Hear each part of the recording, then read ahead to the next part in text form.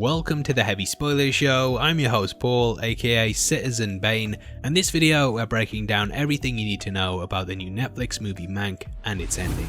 There will be heavy spoilers here, so if you haven't had a chance to check it out yet, then I highly recommend that you turn off now. Please subscribe to the channel as we do videos like this every day, and also hit the thumbs up button if you enjoy it. With that out of the way, thank you for clicking this. Now let's get into the breakdown.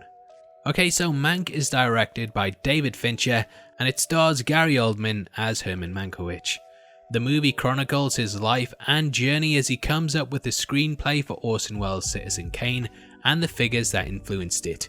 That film is regarded as one of the best movies ever made, and I remember that I bought it on Blu-ray, but the transfer was so bad that I took it back to the shop.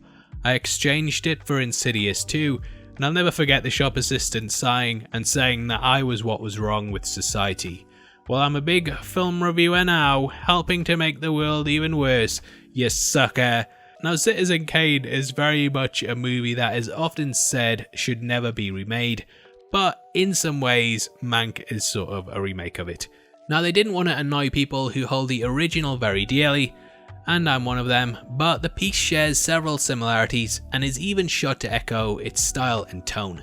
Mank also has credits appearing before the picture, similar to the movies of old, and it chronicles a man stung by his demons as he tries to create a legacy that people will look fondly upon.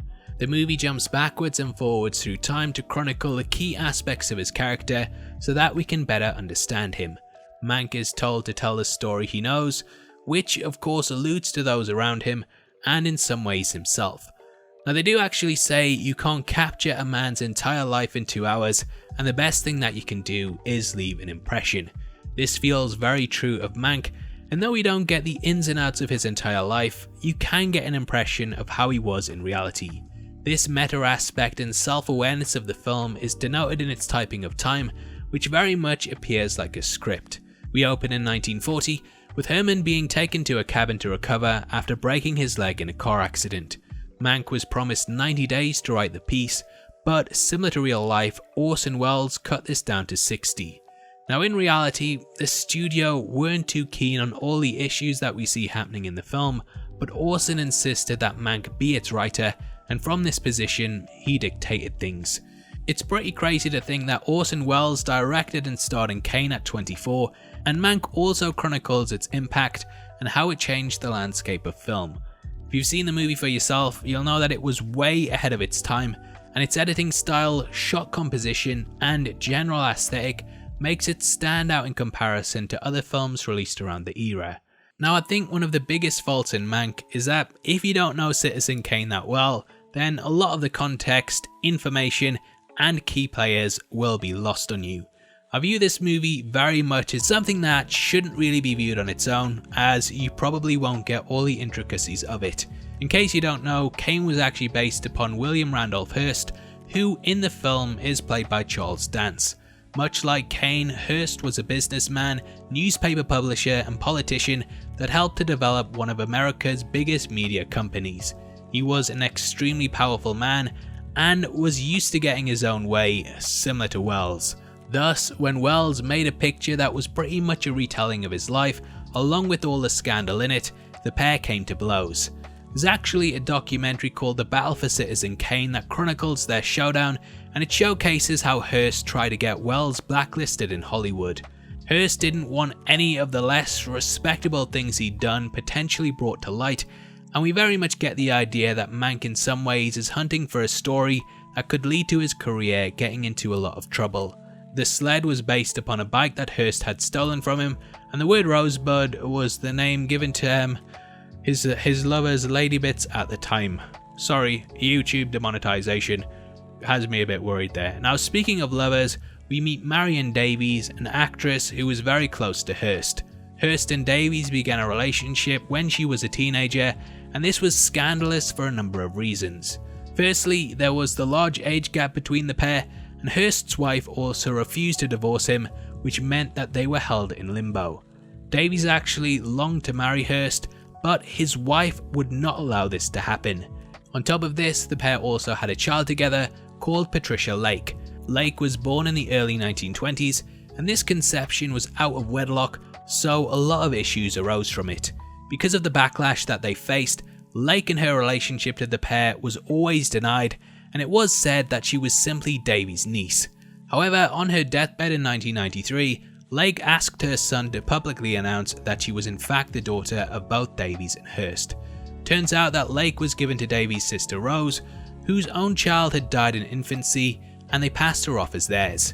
Hearst and Davies apparently paid for all her education and spent a lot of time with her, but they never actually acknowledged her as their own, and actually said numerous times to the public that their parenthood was nothing more than a rumour. When Lake was 11, she learned the truth, and on her wedding day both Hearst and Davies gave her away. However, things were still kept out of the spotlight. I think stories like this are so interesting and engaging, and in my opinion, the movie really could have been boosted by focusing on them instead of, let's say, its slower aspects. Now, the film deals with the lack of money in Hollywood, and Mank trying to get the script finished under the pressing deadlines he faces. Like Kane, the mystery of the movie revolves around a key plot device, and that is, why did Hearst write this script that was so scathing to two people that we see him moving in social circles with? Many people suspect that Mank is out to get Hearst because he was cut from the payroll at the studio, and though our protagonist believes that he's washed up, we know Kane is the best thing he's ever written. It all comes to a head at a dinner party in which the drunk Mank goes off the deep end. Apparently Fincher made them film this scene over 100 times, and it showcases Mank really berating Hearst for what he truly sees him as and the faults in his character. Now I'll get into that more in just a bit, but we also see as he tackles with propaganda and the moral implications that come with lying to the public in order to achieve certain things for political parties. Mank even says that if you keep telling a lie long enough and loud enough, that enough people will eventually believe it to be true. It's a bit on the nose for our current times, but with a story that's almost over 100 years old, I appreciate that they tried to work it into being relevant. The propaganda that MGM put out forces Mank's friend Shelley Metcalf to have a crisis, and he ends his own life over the whole affair and his Parkinson's diagnosis. It adds some real weight to the movie, and also hints to us why Mank chooses to do what he did. Now to me, Mank sees his taking down of Hearst as a way to right the wrongs of the studio, and that if he writes the project, then it will show the world the truth. To the backdrop of Don Quixote, he narrates Hearst's actions in the 1934 election, which he views as making things worse for the majority. This prototype script of Citizen Kane combines the classic tale along with Williams' choices and truly shows us why his opinions form the structure of the film. Hearst doesn't really flip out over this, and instead he tells them the story of the organ grinder's monkey. This parable tells of someone doing what a powerful person wants them to, and though they seem like they have power in some respects, they actually don't have any. They are simply operating under the command of a higher up, and in the end are completely disposable. In the story, the monkey believes that it must be powerful and that the person who actually controls it is the poor one, and this very much represents the relationship between Mank and Hearst. Though we have been told that Hearst thinks very highly of him, we realise this isn't the case, and that to him Mank is somewhat of a court jester there to keep him entertained. Thus, Mank wants to get back at him however he can, and I think he views this very much as a way to right the wrongs of the election loss, which the company he helped build was of course responsible for. In the end, he completes his masterpiece, but is relieved of the rewrites by RKO, who want him to walk away from the production. Mank wants credit though, and this causes Orson to have so many issues that he almost has a breakdown. He offers Mank $10,000 to give him sole credit for the picture, but Mank fights this, refusing to simply be a monkey, or a Mankey, which, yes, I did have to get one terrible pun in, didn't I? Now, as we know, Kane would go on to become one of the most highly esteemed movies of all time, but Mank has very much been brushed to the side, with Wells becoming the main name that people bring up when discussing it. It won the Oscar for Best Screenplay, and the award was shared between Mank and Wells, who also took credit for the picture. This has long been a source of controversy over who wrote what, and over the decades there has been several debates about the truth of it. In a letter to his father after the release, Mank was furious that Wells even took any credit, as he said there isn't a single line in the film that he didn't come up with. Mank also refused to attend the ceremony as he thought there was no chance that he would win, and it's clear that Wells didn't think too highly of the awards either. Sadly, Mank died of uremic poisoning, and this was brought on by his years of alcoholism.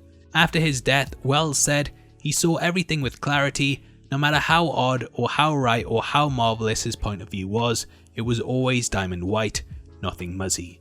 Though he may not have been on the best of terms with the figure in the end, I think it's safe to say that he certainly left an impression, and hopefully this video has given you one of the people in the film and their legacy.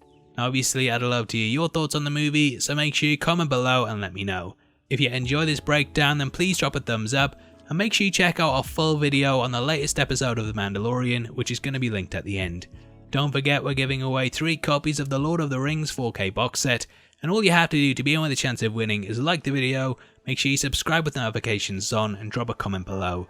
The winner is going to be chosen at random on the 30th of December, so make sure you get involved. If you want to support the channel and get to see content early, then please consider clicking the join button below. You can also come chat to us on a Discord server linked in the description, or heavy spoilers on Twitter. Thanks for making it until the end of the video. You've been the best. I've been Paul, and I'll see you next time. Take care. Peace.